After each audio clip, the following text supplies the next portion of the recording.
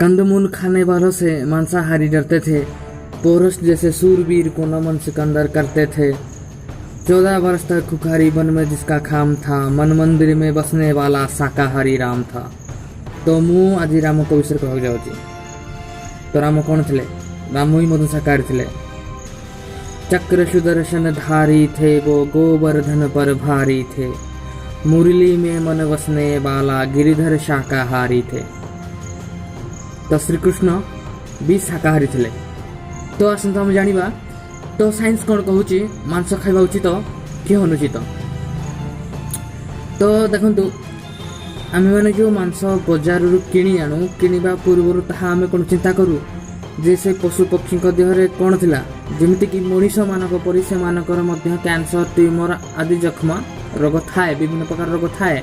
देखु brain bug नामक गोटे कीटाणु पशु को कामुड़ा द्वारा पशु पागल हो जाए एवं यही पागल में विकसित होगापी पाखापाखि 10 वर्ष लगी थाए एवं सही प्रकार मांस खाइबा द्वारा यह मनीष भीतर को चली आसे और यह मनीषर मस्तिष्क को दुर्गुण कर पकाए।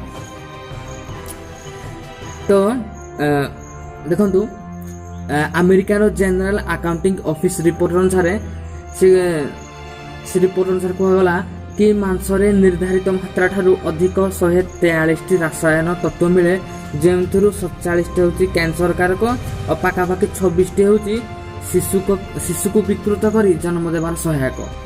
मुझे कहूनी अमेरिकार जनरल अकाउंटिंग रिपोर्ट अनुसार यह जना पड़ी। WHO कौन कहूँ? WHO कहूँ आम जो विश्व स्वास्थ्य संगठन अच्छे WHO कहूँ तार 637 बुलेटिन से सावधान कर कि मांस खाइबा द्वारा विभिन्न प्रकार रोग होता है।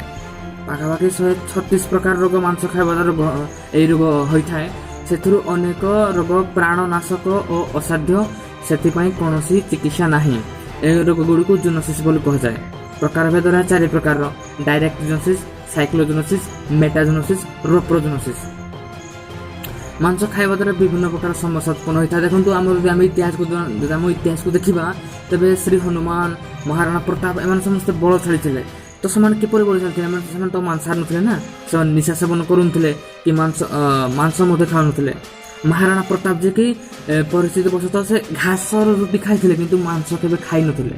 तो आपण मानकु विचार करियर अछि कि मांस खावा उचित कि अनुचित। मांस मांस आमको स्वादिष्ट लगे पारे, खाइबा स्वादिष्ट दे था पारे किंतु मांस आम शरीर पर अत्यंत हानिकारक। मांस खाइबा निहाती जरूरी नुह। मांस न खाई बंची पारिबा। ठीक अछि। तो